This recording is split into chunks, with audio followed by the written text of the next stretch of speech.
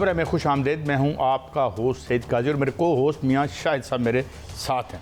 हमारे साथ एक अहम शख्सियत जिनसे हम आज हालात को समझने की कोशिश करेंगे उनके रहनुमाई में, मगर मैं कुछ रन डाउन और बड़ी दिलचस्प खबरें हैं जो आज आपकी खिदमत में पेश करना चाहते हैं। पाकिस्तान ईरान का जो दौरा हुआ है उस पर बहुत सी ट्वीट्स आई हैं, उनके जो अपेक्स लीडर हैं उनकी, वो बड़ी पॉजिटिव हैं। और इसके अलावा पाकिस्तान ने बड़ी एक सिग्निफिकेंट एक पोजीशन ली है, और वो ये है कि हम उनके एटमी जो प्रोग्राम है जो हम ये समझते हैं कि पुरअमन है उसकी हम सपोर्ट करते हैं। उन्होंने हमारी सपोर्ट भी की है। तो ये क्या एक नया एक इत्तेहाद बनने जा रहा है, इस हवाले से और भी बात करेंगे। हमारे लिए इसमें बड़ी बेहतरी भी है। मगर और कुछ खबरें मैं बता दूं ज़िमनन कि जो इंडिया में और क्या हो रहा है, इंडिया में जो उनका रेड कॉरिडोर है वहाँ पे उन्होंने मिलिट्री एक्शन शुरू कर दिया है। 10,000 से ज़्यादा ट्रूप्स डिप्लॉय किए हैं वहाँ पे। जो इंडिपेंडेंट न्यूज़ आ रही है उसमें वहाँ के रहने वाले आदिवासी जिसे आप कहते हैं वो कह रहे हैं कि जनाब बजाय नक्सलाइट्स को मारने के ये बेगुनाह लोगों को पकड़ कर उनके एनकाउंटर्स कर रहे हैं। तो क्या have they gone mad? Pahalgam, फिर हमारा मुल्क और फिर अपने मुल्क में, तो क्या माइंड सेट है इंडियन रूलिंग एलीट का? इस पर बात करेंगे। फ्रांसीसी राफेल जो एक बनाने वाला इदारा है उसके लोग इंडिया में मुबैना तौर पर आ चुके हैं और वो अपना मलबा वगैरह देखना चाहते हैं, मगर कहा यह जा रहा है कि उनकी मुलाकात किसी से नहीं करवाई जा रही। इस हवाले से बात करेंगे। और अगर हम इंडियन मीडिया को देखें, मैं नाम ले सकता हूँ, मैंने जो मीडिया आउटलेट्स हैं उनके बड़े पॉपुलर हैं और वो कभी चीन से उन्हें चीन पर अटैक करते हैं, कभी अमेरिका पर अटैक करते हैं। तो एक कन्फ्यूजन और क्यास की कैफियत लगती है ज़हनी एतबार से जो एक रूलिंग क्लीक वहाँ इस वक्त बैठी हुई है। और आखिर में बात PTI के हवाले से करेंगे जो आज अलीमा खान साहिबा ने बयान दिया है कि जनाब बात यह है कि क्या बात करें, क्या गिव एंड टेक का वक्त आ गया। मगर आखिरी बात, last but not the least, बड़ी डेंजरस अमीन गंडापुर साहब ने की है जो CM KPK के, वो फरमा रहे हैं कि नए इत्तेहाद बन रहे हैं दिस एंड डैट। मगर सबसे जो अहम बात उन्होंने कही है कि इस दफ़ा का जो हमारा मुबैना तौर पर हमारा एहतजाज है वो ब्लडी होगा। और मैं उनको कोट कर रहा हूँ, विट इज़ समथिंग वेरी डेंजरस, कि जी हम असले के साथ आएंगे। ये क्या हालात हैं और किस तरफ जा रहे हैं। मगर पहले हम आते हैं, मेरे साथ मौजूद हैं general retired Tariq Rashid. Thank you very much general साहब, आपने हमें वक्त दिया। जनरल साहब, पहले तो हम आ जाते हैं पाकिस्तान ईरान, और इस हवाले से हमें लगता है कि जैसे हम एक कदम आगे गए हैं और आज उनके न्यूक्स पर भी हम बोले हैं। मैं ये बात में आपसे पूछूंगा कि हमारा बड़ा फ़ायदा है अगर हम उनसे तेल इंपोर्ट भी करना शुरू कर दें तो हम अपना इकनॉमिक क्राइसिस जो है we can cut it to half at most. तो पहले ये पाकिस्तान ईरान के हवाले से आप क्या देख रहे हैं, and then will come to this Chhattisgarh and this red corridor. General साहब देखिए, ईरान हमारा साया मुल्क है और ये एक बहुत तेल से मालामाल मुल्क है और हमारी हिस्ट्री है, हमारी हिस्ट्री ऑफ कोऑपरेशन है। और 50s और 60 में जैसे आपको पता है RCD होती थी जिसमें पाकिस्तान, ईरान और टर्की कनेक्टेड थे। तो वज़ीर आज़म साहब ने अपने साथ इंतहाई जो अहम वज़रा है और फील्ड मार्शल आसिम मुनीर साहब भी साथ गए हैं। ये बड़ा अहम दौरा है और ऐसे मौके पे किया गया है जबकि हमने इंडिया को एक इबरतनाक शिकस्त दी है और जैसे आपने कहा बिल्कुल बुखलाया हुआ है और उसमें क्यास एंड कन्फ्यूजन की सिचुएशन है जिसमें मोदी साहब अजीब बुखलाए बयान दे रहे हैं। और जैसे आपने रेड कॉरिडोर का जिक्र किया, पाकिस्तान का भी काम है कि इस वक्त चीन जो है मुश्किल सूरत हाल से दुश्वार है, उसकी न्यूक्लियर नेगोशिएशन अमेरिका के साथ हो रही है। हमें उससे जितना मुमकिन है उसे सपोर्ट करना चाहिए। देखिए, अगर पाकिस्तान और ईरान आपस में बायलैटरल रिलेशंस को बढ़ाते हैं, जैसे आपने कहा वो 10 से 15 रुपए लीटर वहाँ पेट्रोल मिलता है, हमारी अवाम 250 से 350 रुपए लीटर ले रही है, तो हम क्यों ना 10 से 15 लीटर तेल जो है ईरान से इंपोर्ट करें।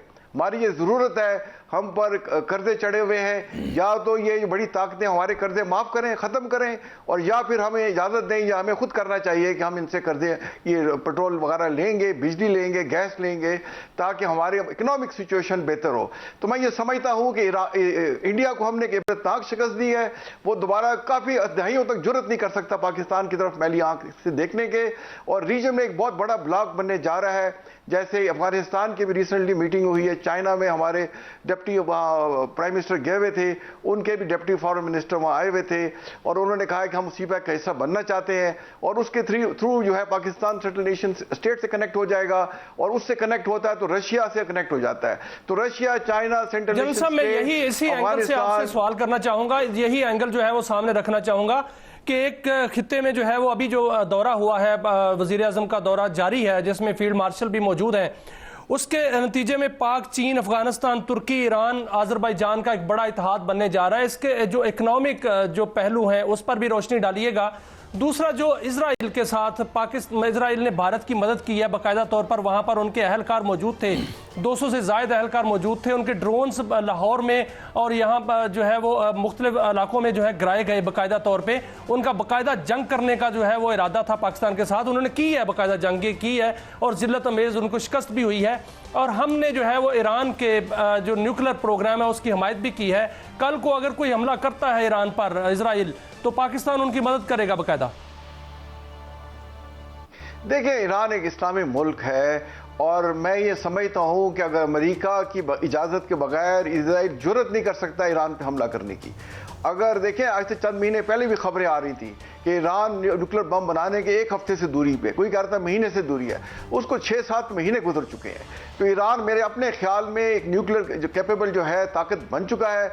उन्होंने सिर्फ जो है ओवरटली जो है उसका टेस्ट करना है, कोवर्टली मेरा ख्याल है वो कर चुके हैं। और अगर ईरान के पास ये जौहरी ताकत ना होती तो अभी तक इजराइल उस पर चढ़ दौड़ता। अमेरिकन जो है मल्टी सैटेलाइट से सब चीज़ें मॉनिटर करते रहते हैं और उन्होंने इसराइल को इसकी बिल्कुल इजाज़त नहीं दी।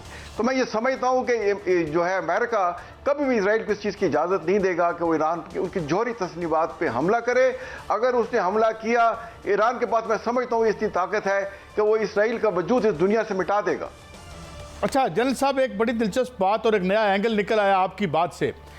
मुल्कों में देखें या छोटे मुल्कों में देखें, बड़े मुल्कों में देखें, व्हेन एवर जो ताकतें हैं रिएक्शनरी फोर्सेस को जब वो स्पॉन्सर करती हैं अपने वक्ती मफाद के लिए, जिस तरह हमने देखा कोल्ड वार में जो हमारे साथ हुआ, जो बाकी दुनिया, तो क्या इजराइल अब इंडिया अमेरिका के हाथ से निकल रहा है? क्योंकि अब हमें लगता है जो न्यूयॉर्क टाइम्स में जो कुछ छप चुका है कि वो नहीं मान रहा और यूँ लगता है कि वो रिएक्शनरी फोर्स वो अब वो जिसे फ्रैंकनस्टाइन बन गया है अमेरिका के लिए। क्या ये बात दुरुस्त नज़र आती है आपको जनरल साहब? जी, मैं इसमें ये समझता हूँ जैसे कंबल होता है ना कि आप कंबल को छोड़ते हैं, कंबल आपको छोड़ना नहीं चाहता। तो अमेरिका मेरा ख्याल है इसराइल को दूर करना चाहता है, ख़ासतौर पर ट्रंप साहब जैसे वो मिडिल ईस्ट में आए और उन्होंने 3 मुल्कों के दौरे किए, सऊदी अरेबिया, कतर और यूएई वगैरह गए और इसी रीजन में थे, इसराइल वो नहीं गए। ये उन्होंने बड़ा क्लियर एक पैगाम उसको दिया है। उससे पहले नेतन्याहू ने अमेरिका का विजिट किया था, उसमें भी ज़्यादा उनको रिजाई या लिफ्ट नहीं कराई गई।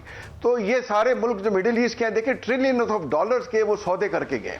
ये सारे अरब ममालिक जो है अमेरिका में ट्रिलियंस ऑफ डॉलर्स की जो है वो इन्वेस्टमेंट करेंगे, जबकि इसराइल अमेरिका पे एक ड्रैग बनता जा रहा है, वो उससे बिलियंस ऑफ डॉलर लेता है। तो ट्रंप एक बिजनेसमैन है, वो ये कभी नहीं चाहेगा कि उसको किसी मुल्क को अपने खजाने से पैसे देने पड़ रहे हो और जो है वो उनके साथ जुड़ा रहे। तो मेरा ख्याल है अब वक्त आ गया है कि जो इजराइल है उसको इस बात का रियलाइज करना होगा और वो ये 2 स्टेट सोल्यूशन की तरफ मामला जा रहे हैं। जैसे वहां से बयानात भी आए हैं, तो आप जल्द देखेंगे कि इजराइल को पसपाई इख्तियार करनी होगी।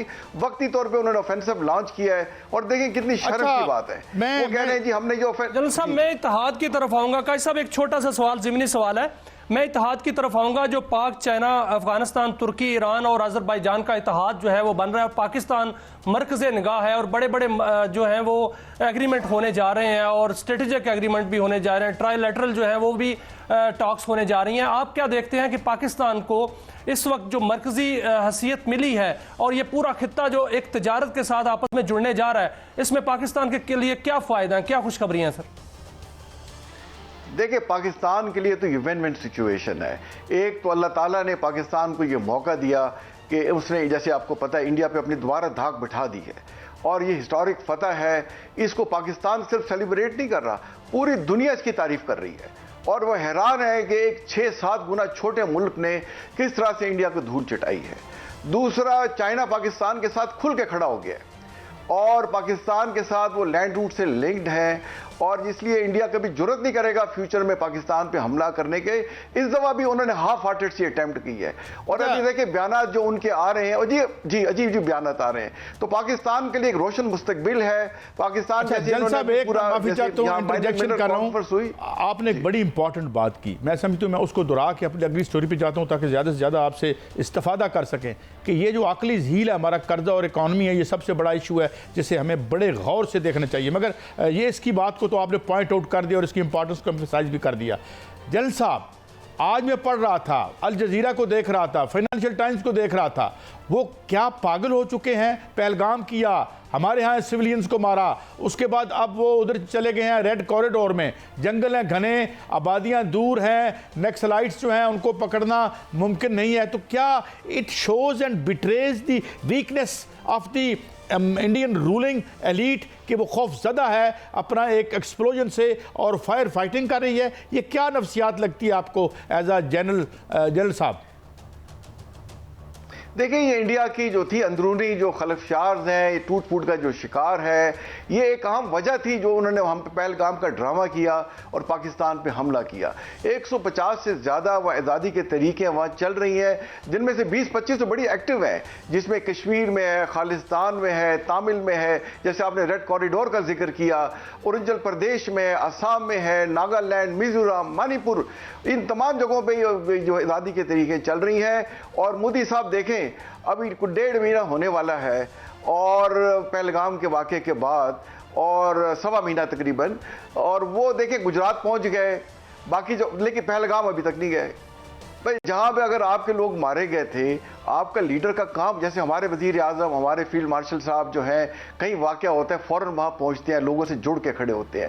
भाई, पहलगाम का वाक़या हुआ है, मोदी साहब अभी तक गए ही नहीं, बाकी जगह इलेक्शन के चक्कर में पड़े हुए हैं, लोगों को बेवकूफ़ बना रहे हैं। और लास्ट जो आपने इनकी वीडियो देखी, कह रहे हैं भी जो है दहशतगर्दी के खिलाफ पाकिस्तानी अवाम को खड़ा होना होगा। भाई, कैसी बेवकूफ़ों की बातें कर रहे हो? पाकिस्तानी अवाम तो खुद दहशतगर्दी की शिकार है और आपकी वजह से शिकार है। और आपका जो है स्टेट स्पॉन्सर टेररिज्म का चेहरा पूरा दुनिया देख चुकी है। आप में ना कोई मॉरलिटी है, आप झूठे हैं, मकार हैं, अय्यार हैं और झूठ पे झूठ बोले जा रहे हैं। एक तरफ तो यही है जो आप फरमा रहे हैं, बिल्कुल ठीक फरमा रहे हैं, लेकिन दूसरी जानब ये नजर आ रहा है कि मोदी जो है वो हिटलर के नक्शे कदम पर है।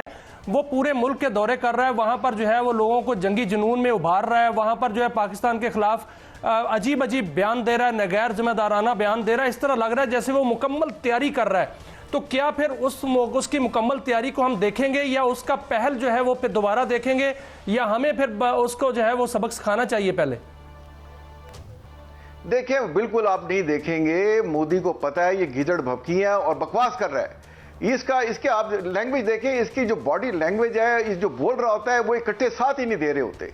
अब देखें, दोनों उसके अंदर से बड़ी आवाजें आ रही हैं। ये सिर्फ बीजेपी के जो है चंद हजार या लाख जो है, ये जो फैनेटिक लोग हैं, जो कि हिंदूनस में बिलीव करते हैं, वही ऐसी बातें कर रहे हैं। उनके अंदर से सीनियर उनके रिटायर्ड मिलिट्री कमांडर, उनके अपोजिशन पार्टी, इनके बड़ी जो है, इनको आड़े हाथों ले रहे हैं, इनसे सवाल कर रहे हैं कि देखिए, अभी तक आप एक सबूत नहीं दे सके। आप पाकिस्तान पे आपने जंग मसलत कर दी, उसमें हार गए, अभी तक एक सबूत आप नहीं ला सके कि पहलगाम में कौन लोग थे, कहां से आए, क्या हुआ।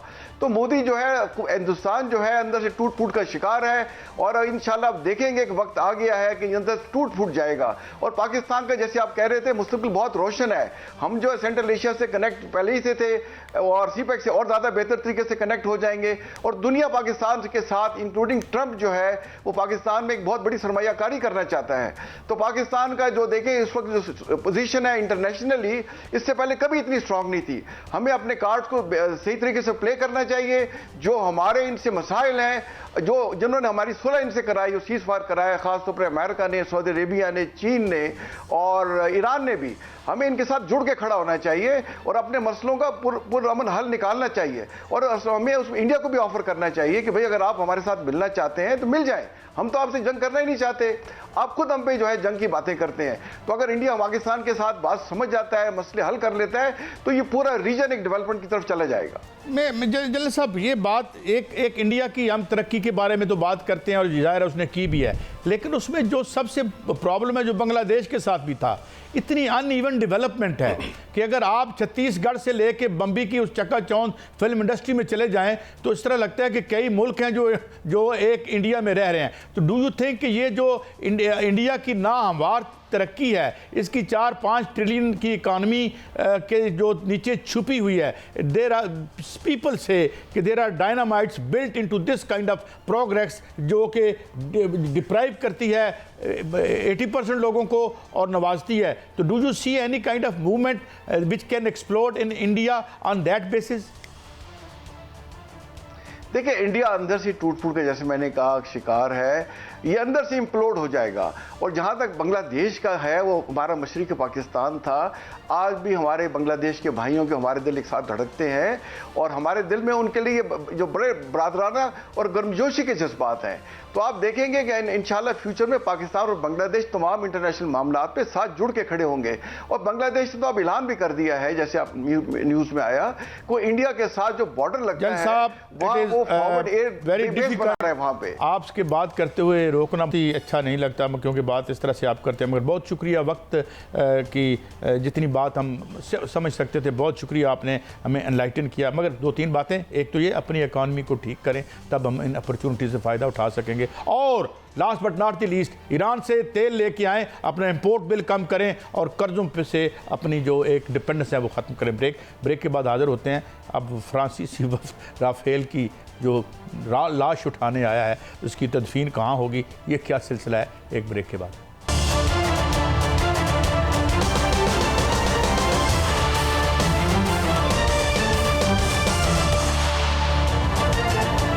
Welcome back. नाज़रीन, हमें ज्वाइन किया है air marshal retired Amir Masood साहब ने। बहुत शुक्रिया एयर मार्शल साहब, आपने हमें वक्त दिया। एयर मार्शल साहब, बताया जाता है कि फ्रांसीसी वफ़द आए हुए, गालबन राफेल बनाने वाला जो इदारा है, वो ज़रा मुश्किल सा नाम है, इंग्लिश में तो हम और कहते हैं और असल नाम उसका कुछ और है, वो उसका मलबा लेने आए हैं, लेकिन वो किसी को उनसे मिलने नहीं दिया जा रहा। हमारे पास क्या रिपोर्ट्स हैं, और जनरल साहब आप क्या समझते हैं कि अब भारत की स्ट्रेटजी क्या होगी? अब वो कोई और ट्राई करेगा इससे ज़्यादा अहम या इससे बेहतर जो फाइटर जेट्स हैं? तो क्या आपके पास इस हवाले से अंडरस्टैंडिंग है जनरल साहब? जी बहुत शुक्रिया आपका। बिस्मिल्लाहिर्रहमानिर्रहीम। देखें जी, फ्रांस का जो वफ्द आया हुआ है, उसका नाम जिस तरह आपने कहा, उसको वैसे तो अंग्रेजी में डेसॉल्ट कहते हैं, जो स्पेलिंग्स हैं उसके, लेकिन असल में फ्रेंच में उसे दासू कहते हैं। तो उनके वफ्द को भी एक्सेस नहीं दी उन्होंने कि जी वो किसी तरह जाके वो देख सके। तो मतलब ये तो हकीकत है कि उनके जहाज़ गिरे हैं, और इतना बड़ा जो इनको एक सदमा है और इतना धचका जो लगा है, वो जहाज़ बनाने वालों के लिए भी एक लम्हा फ़िक्रिया है, क्योंकि ये दुनिया का बेहतरीन जहाज़ समझा जाता है और है भी। जितना इसके पास वेपन सिस्टम है, जो इलेक्ट्रॉनिक वॉरफेयर का इसके अंदर स्वीट है, और जितनी इसके अंदर जो एवियोनिक्स लगी हुई है, वो दुनिया की बेहतरीन और कटिंग एज टेक्नोलॉजी है। तो उस लिहाज से उनको बहुत एक सदमा भी है और एक उनके लिए बड़ी एक बेइज्जती की बात भी है। तो बहरहाल उसका तो जो वो नतीजा निकलेगा वो बताएंगे वो, और उनके लिए एक लम्हा फ़िक्रिया होगा कि आगे जो उनकी प्रोडक्शन है वो भी इफ़ेक्ट होगी और उनकी सेल्स भी इफ़ेक्ट होंगी। मगर जहाँ तक इंडिया का ताल्लुक है, देखें जी, ये मेरा ख्याल में जहाज़ का मसला कम था और जो तरबियत और जो ट्रेनिंग थी उसका मसला ज़्यादा था। जो हमने पहले भी जितनी भी जंगें हुई हैं, जितने भी कॉन्फ्लिक्ट्स हुए हैं, उनमें देखा कि उनकी पायलटेबिलिटी और ट्रेनिंग उस लेवल की नहीं है जिस तरह पाकिस्तान एयरफोर्स की है। और अल्हम्दुलिल्लाह हमें इस बात पे हमेशा फ़ख्र रहा है। हमने कभी दुश्मन को कमज़ोर नहीं समझा और हम हमेशा उसको इज़्ज़त की निगाह से देखते हैं। लेकिन हमारी इसी वजह से ट्रेनिंग जो है वो बहुत सख्त बुनियादों पे होती है और बड़ी मजबूत बुनियादों पे होती है, जिसकी वजह से हमें हमेशा अल्लाह ताला ने एक फ़तह और नुसरत अता की है। जहाँ तक जहाज़ लेने का ताल्लुक है, मेरा ख्याल में अभी तो वो फ्रेंच जहाज़ और ले रहे हैं, राफेल, जो कि नेवी के लिए वो लेंगे और कोशिश करेंगे कि उसमें भी ज़्यादा से ज़्यादा बेहतर वेपन्स ले सकें। हालांकि उनके पास जो वेपन सिस्टम्स मौजूद थे, मीटियोर वगैरह, वो बहुत दुनिया के बेहतरीन वेपन्स हैं। लेकिन इसके अलावा उनकी ज़रूर अब कोशिश होगी कि वो 5th जनरेशन एयरक्राफ्ट या 6th जनरेशन एयरक्राफ्ट की तरफ जाएं। मगर मैं फिर ये कहूँगा कि जहाज़ उनके पास बहुत बेहतरीन था, उनके पास रडार सिस्टम बेहतरीन थे, उनके पास S-400 मिसाइल सिस्टम बेहतरीन था, उनके पास ड्रोन दुनिया के बेहतरीन और कटिंग एज थे। लेकिन उनकी जो तरीका है, जो उसका इस्तेमाल करने का तरीका था, एम्प्लॉयमेंट का तरीका था, उसमें कमज़ोरियाँ देखने में आई, जिसमें पाकिस्तान ने बड़ी महारत रखता है नेटवर्किंग के लिहाज से, इंटरऑपरेबिलिटी के लिहाज से, और इस तरह से वो अब उन्होंने मलबा तो लेके जाना ही है, जो फ्रांसीसी कंपनी है उन्होंने मलबा लेके जाना ही है, और फिर वो हकीकत भी खुलनी है सामने। और मोदी सरकार कैसे अपने अवाम से जो है वो उनका सामना करेगी, एक अलग कहानी है। लेकिन जो उन्होंने वहाँ पर जदीद असला लिया, वो उनको चलाना नहीं आया, वो जहाज़ चलाने नहीं आए उनको, और अभी वो मज़ीद जो है वो जदीद असला ख़रीदने की कोशिश कर रहे हैं। तो क्या दुनिया देगी ऐसे अनाड़ियों को? दूसरा, पाकिस्तान के साथ जो चीन का इत्तेहाद अब दिफाई इत्तेहाद में जो है वो शामिल हो चुका है, दाखिल हो चुका है। एक नई मुलाकात जो है वो होने जा रही है नायब वज़ीर आज़म और वज़ीर ख़ारजा चाइना की। इसको इस इत्तेहाद को किस नज़र से देखते हैं? और जो अभी इत्तेहाद बन रहा है, बहुत बड़ा इत्तेहाद जिसमें बहुत से मुल्क शामिल हो रहे हैं और पाकिस्तान मरकज़े निगाह है, उसको किस तरह देखते हैं? देखिए जी, ये जो पाकिस्तान और चाइना की स्ट्रेटेजिक पार्टनरशिप जितनी इस कॉन्फ्लिक्ट में सामने आई है, वो एक हमारे लिए बड़ी खुशाइन चीज़ है कि हमने ना सिर्फ उन्हें डिप्लोमेटिकली इंसर्कल किया, हमने उन्हें मिलिटरीली भी एक किस्म का चेकमेट किया है इस दफ़ा। जो हमारी टेक्नोलॉजीज़ हैं उनमें हमने बेहतर तरीके से ना सिर्फ आपस में मिलके उनको आगे बढ़ाया, लेकिन उनकी जो ट्रेनिंग हुई और म्यूचुअली जो हमने आपस में एक्सचेंज किए एक्सपीरियंसेस, उसकी बिना पे जो JF-17 और J-10 और बाकी जो मिसाइल सिस्टम्स बने, उसमें ये था कि हमारे सिस्टम्स की आपस में एक इंटरऑपरेबिलिटी बहुत बेहतर हो सकी और हमने एक ऐसा नेटवर्क बना लिया कि जो चाइना और पाकिस्तान के इश्तराक से बना और उसकी जो एम्प्लॉयमेंट थी वो बहुत अच्छे तरीके से हो सकी। तो ये चाइना की जो इंडिया अक्सर सोचता भी है और बात भी करता है कि हमने टू फ्रंट वॉर करनी है, तो उस लिहाज से उसको एक बड़ी मुश्किल का सामना नज़र आता है, क्योंकि वो टू फ्रंट तो क्या, वो इस वक्त पाकिस्तान अकेले से भी नहीं लड़ सकता। और आने वाले दिनों में आप देखेंगे कि पाकिस्तान और चाइना का इश्तराक जो है बढ़ेगा और ज़्यादा बेहतर टेक्नोलॉजी आपको नज़र आएगी। ना सिर्फ टेक्नोलॉजी नज़र आएगी बल्कि इसके साथ जो टेक्नोलॉजी की इंटीग्रेशन है वो दोनों मुल्कों की बहुत बेहतर आपको नज़र आएगी। तो मेरा नहीं ख्याल कि इंडिया के पास जितना भी वो कोशिश कर ले, इतना असला हो या इतनी पावर उसके पास आए कि वो पाकिस्तान, लेकिन पाकिस्तान तो सर चाइना से जो 5th जनरेशन जो वो तैयारे हैं वो तो हासिल करेगा, आगे जेट तैयारे और नई टेक्नोलॉजी भी हासिल करेगा। लेकिन भारत के अंदर भी ये कहा जा रहा है कि पाकिस्तान की तरह वो भी अपना तैयारा खुद तैयार करेंगे। क्या उनमें सलाहियत है ऐसी? देखिए जी, तैयारा तो वो खुद तैयार बड़े अरसे से कर रहे हैं और वो त्यारा जो है उनका कभी भी जो है वो सामने नहीं आ सका और उस त्यारे ही की वजह से उनकी बहुत बेहतर आगे इंडक्शन भी नहीं हो सकी टेक्नोलॉजी की। अगर वो सिर्फ उस त्यारे पे कंसंट्रेट ना करते और उसमें जो प्रॉब्लम्स आई हैं उनको उस पे मतलब उनको एड्रेस कर सकते जल्द से जल्द, जो करप्शन के मसाइल थे, जो उस त्यारे की टेक्नोलॉजी के और इंजन वगैरह के मसाइल थे, वो आज तक एग्जिस्ट करते हैं और उसी की वजह से वो बहुत अच्छी कोई टेक्नोलॉजी भी अपनी इंडक्शन नहीं कर सके, जबकि उनको चाहिए था कि ये राफेल और उससे बेहतर 5th जनरेशन एयरक्राफ्ट उसकी इंडक्शन कर लेते ही अभी, और ना सिर्फ इंडक्शन करते बल्कि उसकी टेक्नोलॉजी की इंटीग्रेशन। एयर मार्शल साहब, थोड़ा सा मैं और माफ़ी चाहता हूँ, मैं इंटरजेक्ट कर रहा हूँ, 2-3 बातें और मैं। एक तो ये कि ये वो कुछ जो चीनी मिसाइल हमने इस्तेमाल किए उनका मलबा भी सुना है, कुछ और वहाँ माहिरीन आए हुए हैं, रिवर्स इंजीनियरिंग की बात हो रही है, वो देखना चाह रहे हैं कि आखिर ये क्या था। नेचुरली ये तो बात साबित होगी कि जो जिसे आप पायलटेबिलिटी कहते हैं वो it was for superior and which proved.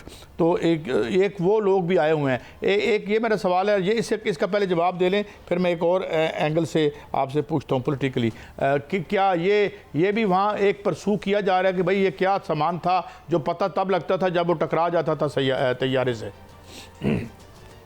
जी देखिए, उसमें मैंने जिस तरह आपसे जिक्र किया कि हमने जो अपनी एक पूरा एक नेटवर्क बनाया और जो नेटवर्क सेंट्रिक वॉरफेयर जिसे कहते हैं, और हमारे जो सेंसर्स और शूटर्स थे वो बहुत अच्छे तरीके से इंटीग्रेट थे। उसके अलावा हमने जो एम्प्लॉयमेंट की अपनी साइबर की, इलेक्ट्रॉनिक वॉरफेयर की और इस तरह की स्पेस की जो हमारे पास रियल टाइम इमेजिंग आ रही थी, तो उस लिहाज से हमने उनको जो है ब्लाइंड करने की कोशिश की। उनके एयर डिफेंस सिस्टम्स के ऊपर हमने इलेक्ट्रॉनिक वॉरफेयर के ज़रिए जो हमले किए, उससे ना सिर्फ उनकी कम्युनिकेशन का मसला हुआ बल्कि उनके रेडार्स भी जो है उनकी भी जैमिंग हुई, जिसकी वजह से उनकी जो आपस में बातचीत थी वो बहुत मुश्किल थी होनी, और जिसकी वजह से वो अपने वेपन्स को भी एम्प्लॉय नहीं कर सके। जबकि हमने अपने तमाम वेपन्स जो हैं वो ज़्यादा से ज़्यादा रेंज पे एम्प्लॉय किए और अपना हदफ को जो है जो उसको निशाना बनाया और उसको तबाह भी किया। तो उनको जो मुश्किलात आई वो ज़्यादातर इस वजह से थी कि पाकिस्तान ने अपना जो सिस्टम इस्तेमाल किया उसमें वो अच्छे तरीके से उनके सिस्टम्स को जैम कर सके और उनको ब्लाइंड कर दिया, उनके जितने भी एयर डिफेंस सिस्टम थे। तो ये एक वॉरफेयर का एक हिस्सा होता है जो आप हमेशा इस्तेमाल करते हैं और उसकी एक सिनर्जी नजर आनी चाहिए। तो वो पाकिस्तान का इंडिया के अंदर एक बात जो है बड़ी जोर शोर से कही जा रही है और ये बात वहां पर की जा रही है कि चाइना पाकिस्तान को मजीद जो है वो जदीद असला देगा और बाकी ममालिक जो हैं वो भी पाकिस्तान को असला देंगे क्योंकि पाकिस्तान को असला चलाना आता है। और दूसरी जानब जो है राहुल गांधी कह रहे हैं कि इंडिया की जो फॉरेन पॉलिसी है वो नाकाम हो चुकी है और शशि थरूर तो यहाँ तक वो कह गए कि उन्होंने सदर ट्रंप को जो है वो बेवकूफ़ कह दिया। तो आप क्या समझते हैं कि इंडिया हर महाज पर नाकाम जो है वो नज़र आ रहा है? पहले वहाँ से जिल्लत उठाई, अब यहाँ से सफारती महाज पर भी जिल्लत उठाएगा? देखिए जी, जो बैटलफील्ड की विक्ट्री होती है ना उसका बड़ा इफेक्ट्स होते हैं और इसके इफेक्ट्स नज़र आ रहे हैं अभी हमें डिप्लोमेटिकली भी। जो हमने जंग जीती, जो कॉन्फ्लिक्ट जिसमें हमें कामयाबी हासिल हुई, उसके अब सफारती तौर पे भी आसार ज़रूर नज़र आएंगे। और आपने उसके दौरान भी देखा कि अमेरिका और रशिया, जिसको भारत अपना स्ट्रेटेजिक पार्टनर कहता है, उन्होंने उसकी कोई ख़ास मदद नहीं की या वन साइडेड उनका एक रवैया नज़र नहीं आया। उन्होंने पाकिस्तान पे किसी किस्म का गैर ज़रूरी दबाव नहीं डाला। तो ये हमारी एक सफारती तौर पे एक बर्तरी थी और इंडिया के लिए एक काफ़ी अजीमत का सामना था कि वो पार्टनर्स जिनको वो बहुत अपना स्ट्रेटेजिक लेवल पे रखता है, उन्होंने भी उसकी उस तरह से मदद नहीं की। तो वो जाहिर बात है उनके लिए लम्हा फिक्रिया था। उसके बाद उन्होंने डेलीगेशंस भेजे, लेकिन हमारे जो सफारती जो हमारे ताल्लुकात थे वो बहुत अच्छे और मजबूत तरीके से नजर आए चाइना के साथ, अज़रबैजान के साथ, ईरान के साथ और जो टर्की के साथ थे, और उन्होंने खुल के हमारी हमायत भी की। और आज हमारे जो प्राइम मिनिस्टर साहब हैं वो गए हुए हैं, तो एक उसमें एक शुक्रिया का मैसेज लेकर गए हैं वो। जबकि इंडिया की तरफ से एक लेवल ऑफ फ्रस्ट्रेशन नज़र आता है। जिस तरह मोदी ने आज स्पीच की और उसने आपको ये धमकी दी कि हम गोली तो मार सकते हैं आपको, आप खाना खाएं गोली ना खाएं, तो ये एक शो करता है कि एक फ्रस्ट्रेटेड लीडर है। इतने बड़े मुल्क का उसकी इतनी बड़ी सोच होनी चाहिए, जबकि मार्शल साहब, it is a great pleasure to have you on the show. हमें पता है बड़े टाइट स्केड्यूल में आपने हमें टाइम दिया, नाज़रीन एनलाइटन की air marshal retired Amir Masood साहब ने। मगर टू कंक्लूड इट, मैं फिर उसी बात पे कहूँगा कि ये तमाम पॉजिटिव जो हमारे साथ हैं इनको स्ट्रेंथन करने के लिए हमें अपनी इकानमी की तरफ आना पड़ेगा और वो जो बिटकॉइन से ठीक नहीं होगी, पैदावार से ठीक होगी। आगे बढ़ते हैं और जो लोकल इश्यूज़ हैं उन पर आके बात करेंगे। अमीन गंडापुर साहब क्या बातें कर रहे हैं और बानी पीटीआई के मशीरा ने क्या बात की है? स्टेल मेट है, ख्याल अगलब तो यही है कि यही है, मगर कुछ बातें जिनकी वजाहत ज़रूरी है ब्रेक के बाद।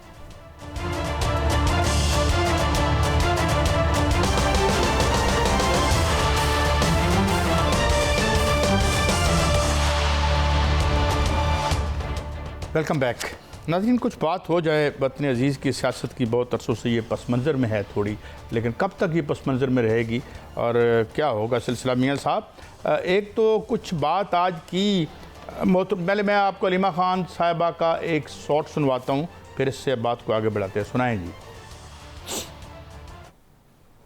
आप हमारे से ना डरें, हमारे साथ बात करें। आज तक 2 साल में ये नहीं पता चला आपको हमारे भाई से चाहिए क्या है, आप मांग क्या रहे हैं, बताएं। वो क्या चीज छोड़े तो आप उसको रिहा करेंगे? आप पीछे ना बैठे, इसके ऊपर हमारे साथ बैठ जाएं। इमरान क्या गिव करे और आपको क्या चाहिए?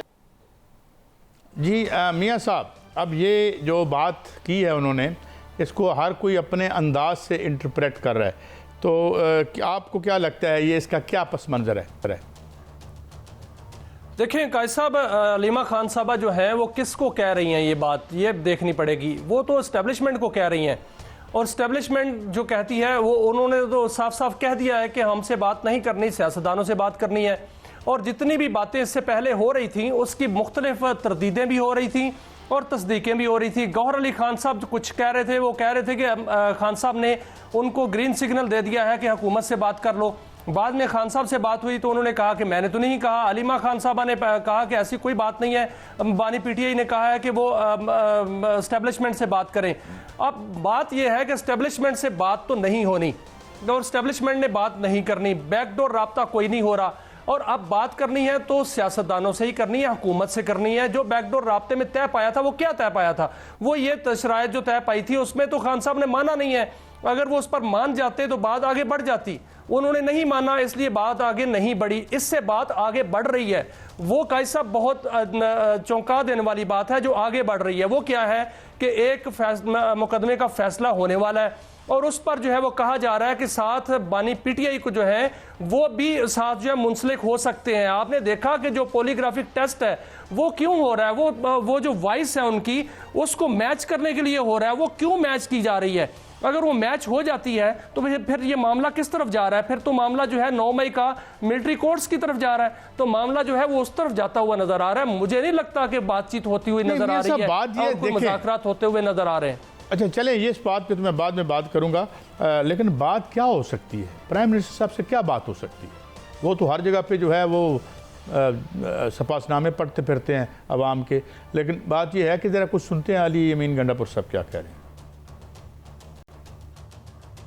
अगर फिर गोलियां मारने का प्रोग्राम है और हमने देख लिया है गोलियां मारी हैं आपने, अगली दफा भी हम भी असले लेके आएंगे। और इनको भी मैं बता रहा हूँ, अब अगर हम आएंगे तो भाईजान अब हमें पता है कि आगे से गोलियां मार रहे हैं। जब ये गोलियां मारेंगे तो असले हमारे पास भी बहुत हैं। मियां साहब ये बड़ी डेंजरस बात है और एक हमारे बड़े प्यारे सूबे के ये जो हैं वो चीफ एग्जीक्यूटिव हैं, तो ये इस तरफ तो मामलात ना जाएं। ये तो देखें ना, अभी हम थोड़ी देर पहले क्या बात कर रहे थे कि मोदी गोलियां मार रहा है वहाँ पे अपने जो रेड कॉरिडोर वाले हैं, नक्सलाइट्स हैं। तो ये तो इसमें हमें को वाया मीडिया ढूंढना पड़ेगा। और मियां साहब मैं भी एक ज़ाती तौर पे एक बात आपको बता दूं, कोई हम इतने अच्छे एनालिस्ट तो नहीं हैं, हमारी बात पे आपको बिल्कुल एतबार नहीं करना चाहिए, मगर सुनने में क्या हर्ज है। बात यह है कि ये जितना हाउ हू है और जितना ये हम भाग दौड़ रहे हैं, हासिलात तो यहाँ एयरफोर्स की हैं या फ़ौज की हैं, और उसको जो सरकार अपने पल्ले में डाल रही है डालती रहे। For how long? हर चीज़ की एक शेल्फ लाइफ होती है, हर इशू की एक शेल्फ लाइफ होती है, मगर जो रियल फॉल्ट लाइंस हैं जो समाज के अंदर मौजूद होती हैं वो कभी कभी थोड़ी पस मंज़र में चली जाती हैं, गायब नहीं होती। और जिसे अंग्रेज़ी में आप कहते हैं कि उसे पेपर ओवर नहीं किया जा सकता। अगर दरख्त के एक तने में दराड़ है तो उस पर आप पंजाबी में जिसे आप लेवी कहते हैं अंग्रेज़ी वाली लेवी नहीं, पंजाबी वाली लेवी, या जिसे आप गोंद कहते हैं, तो उसको आप पेपर ओवर नहीं कर सकते। You will have to address these issues.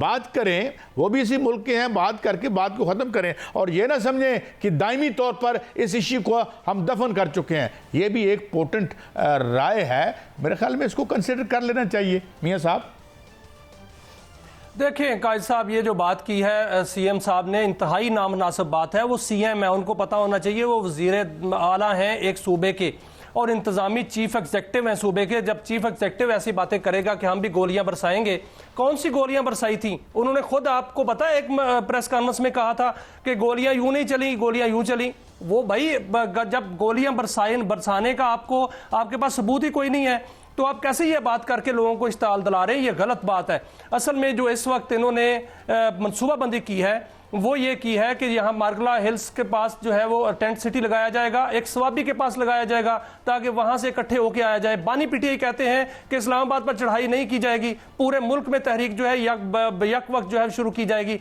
अब कंसेंसस ही नहीं है, इतफाक ही नहीं है, आपस में इतफाक नहीं है। जो जेल में बैठे हैं बानी पीटीआई वो जो कुछ और कह रहे हैं और अली यमीन गंडापुर साहब कुछ और कह रहे हैं। जुनेद अकबर साहब कहते हैं गर्मी बहुत है, तहरीक शुरू नहीं करनी। तो फिर तहरीक कहां से शुरू होगी? इस तरह की बात करना ही नामुनासिब है उनके लिए। लेकिन अगर अली यमीन गंडापुर साहब के पास जो तहरीक की जो रहनुमाई है तो फिर उसी तरह होगा जिस तरह 12 इजला जो है वो पार करके गए थे।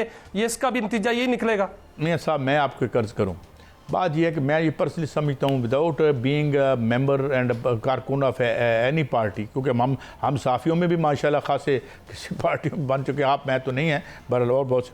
मगर सवाल ये है कि हम यहाँ पर बहुत सी स्पोरेडिक मूवमेंट्स बनती हैं। यहाँ पे हम कभी नहीं दिखा रहे होते कि भाई ये माल रोड पर जो डॉक्टर्स हैं वो खड़े हैं। इवन सिंध में हाईली अनपॉपुलर डिस्पेंसेशन बन चुकी है, उन्होंने उनके मुतालबे भी मान लिए मगर लोग अंदर नहीं जा रहे। कल इनकी हुकूमत के ख़िलाफ़ पीपल्स पार्टी का मुजाहरा जो है कहाँ हो रहा था वहाँ पे, बिकॉज उसकी वजह क्या है? What is missing? मिसिंग ये है कि जो आम आदमी के मसाइल हैं वो कहीं भी नहीं है। ना वो सरकार एड्रेस कर रही है, ना वो अपोजिशन एड्रेस कर रही है, ना वो अपोजिशन के एजेंडे पे हैं, ना वो अपोजिशन के जो वो मैनिफेस्टो हैं उस पे होते हैं। तो मेरा मतलब ये है कि हमें एक कोई रास्ता ले लेना चाहिए। हमने इंडिया को तो नाखून चने चबा दिए हैं, मगर बात यह है मियाँ साहब, अभी हमने जो इस वक्त को हमाला है इस मुल्क पर कर्जे का, उसको फतह क्या करना, अभी तो हम उसकी वादी में भी नहीं पहुंचे। And the pressure on the people, जो हम ये कह रहे होते हैं जी वो महंगाई ये हो गई है, सारे जो हम वारदात होती है ना कि महंगाई की शरह अगर बढ़ने की कम होगी तो हम कहते हैं महंगाई नीचे। अब भाई महंगाई कैसे नीचे आ गई?